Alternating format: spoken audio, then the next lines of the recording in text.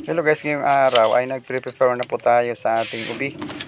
So ngayon, hinati-hati natin at yung collection kasi nating abo ay nabasa.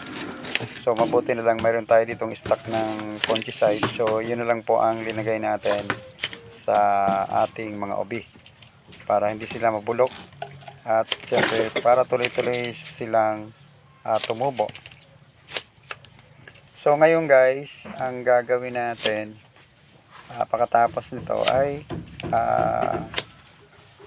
preparation na rin doon sa ating seedling bed. So hindi lang ubi po yung target natin. Gusto natin makapadami ng pagtanim ng lemongrass. Isa ito sa mga natutunan natin nang pumunta tayo sa Del Gallego sa Niche Agricultural Farm, courtesy of owner of Chiras Altas Cafe, si Sir Roy and Madam Beauty, and also Kifi Kyo, isa rin sa mga kasama natin sa pagpunta doon sa part natin.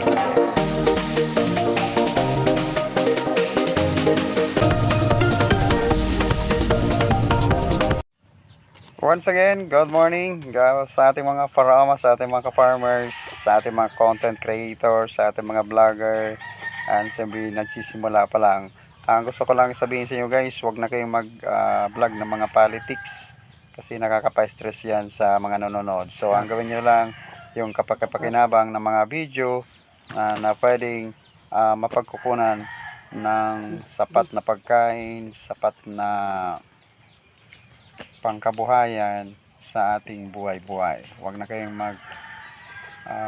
pumasok or sumali sa mga ganyang bagay kasi nako, hindi yan makakatulong sa inyong pang-araw-araw na hanap buhay.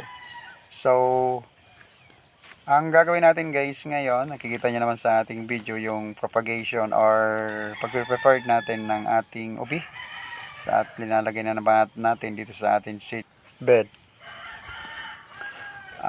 Sana Lord, i-pray ko kay Lord na sana 100% na tumubo itong ating mga raw material propagation na ubi.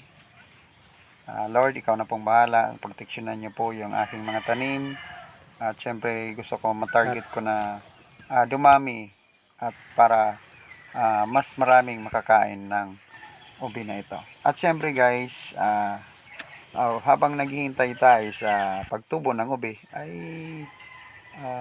nag-aayos din or inihanda na rin natin yung raw material na itatanim natin mga tanglad. Kasi guys, mag-i-expand or padadamihin pa natin yung ating mga tanim na tanglad. So nakapagtanim na tayo ng 650. So maliit yun. Gusto ko, ang tinatarget ko mga 3,000 o kung pwede pa nga makapag-target tayo ng mga 6,000. So depende na lang guys kung ilang yung makollection natin na raw material dito. Okay na po yon. At syempre guys, itong ating ube, makikita nyo po yung linalagay nating kokopit. Ito po ay galing sa bunot ng niyog na isa sa mga maganda palang ilagay kung kayo ay magpupunla ng mga iba't ibang klaseng root crop. Hindi lang root crops guys, pati yung mga pichay at syempre yung mga kung kayo ay gustong magpunla ng mga talong, sile, kamatis, at kung ano na pa na pwede nyong itanim sa inyong mga lupa at sa inyong mga bakuran. Isa itong magandang ilagay na magiging mix or alternatibong taniman. So napakaganda guys kasi bumubuhaghag yung lupa kapag linalagyan mo nito. So sana Lord, ikaw na pong bahala sa aking mga tanim, sa aking mga propagate na mga ubi. Sa iyo ko na po ito ininaalay para ito ay dumami, para mas madaming makakain ng mga kabataan na bihira na pong makakain ng ubing ito. At syempre guys, yung lemongrass, isa sa mga magandang itanim, lalo ko ang kalamansi mo ay mababa pa. Magandang umaga sa atin mga ka-farmers, mga paramam, mga idol kong mga magsasaka. Ngayong umaga guys, mayroon pa tayo yung i-harvestan na mga native na lemongrass na kulang-kulang 15 na puno. So Pasalamat tayo, hindi natin naitanim, ay hindi natin naibenta last year, or wala kasi tayong sure buyer talaga. So yung iba nanghinayang ako, binenta natin ng mura. Yung isang puno, binibenta ko lang ng 50 pesos. So kung per kilo sana, siguro mga abutin yun ng mga 150 or 200. Kasi ngayon guys, malalaman natin kung ilang kilo nga ba ang isang puno. So for example, sa isang puno maka-harvest tayo, or maka-harvest na tayo na, for example, na clearing na natin, umabot ng 14 o 15 kilos sa 10 pesos lang guys, abutin pa rin ng 140 per puno. So medyo mas maganda kapag ganun ang bintahan per kilo. Kasi kung per puno bibigay mo lang ng 50 pesos, medyo logi yung farmers doon. So ang gagawin natin ngayon guys, mag-harvest tayo. Titingnan nga talaga natin kung ilang bang kilo ng isang puno at ilang bang piraso na planting material ang ating makakolekta.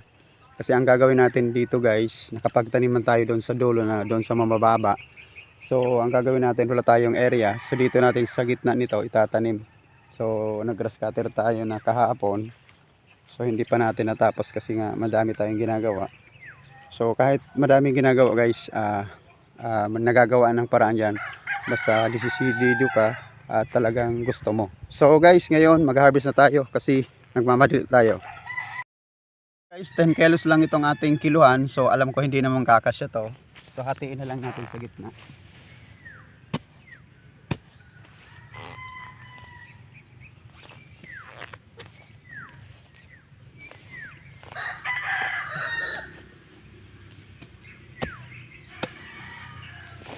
Ayan, hati na po natin. Kikilo ko natin ito.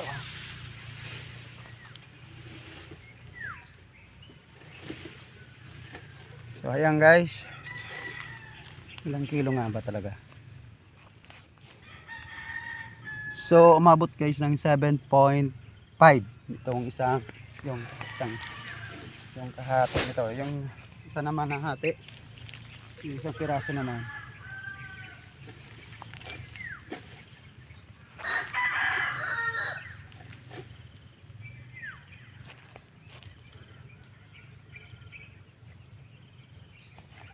Umabot guys ng 6.5.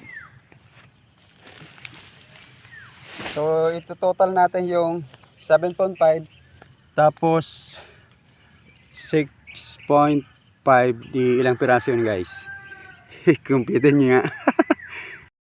Sa ating computation guys, umabot ng 14 kilos itong isang malaking lemongrass.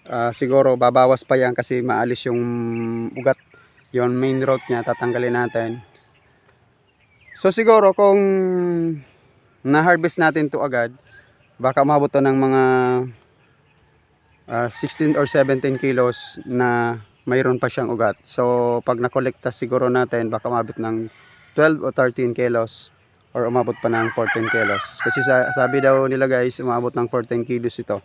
Sa tingin ko pwede, kasi marami na kasi tayong tinanggal na bulok doon kanina, doon sa ating pinagbunutan nito. So ngayon naman ang gagawin natin, tatanggalin natin individual para sa ating planting material sa ating expansion ng ating lemongrass. So tara guys, maghihimay-himay na tayo. So ganito guys ang gagawin, ang pagtatanggal nito guys, ganyan lang, isa-isa ha. Ayan, madali lang po. Basta kailangan nandun yung ugat. Ayan. Ayan. Titingnan natin kung ilang bang sa isang kilo, ilang bang piraso nito na ma-estimate na natin. Sa isang tangkay, alam na natin kung ilang ba ang makukuha or ma-harvest natin sa isang puno. Kasi ma-estimate mo na dito guys, sa ganitong pamamaraan, alam na agad natin sa tayo pa lang ng puno kung ilang piraso ang makukuha natin at ilang kilo sa isang lemongrass. So yan muna guys, mamaya tatapusin natin to. Ayan. So ngayon naman guys, yan nalinis na natin. Ito yung nakolekta natin. Ito yung itsura ng 1 kilo ng nalinis na lemongrass. Ayan. Ito yung mga planting materials. Kung ilang piraso nga ba ang 1 kilo. Bibilangan natin guys.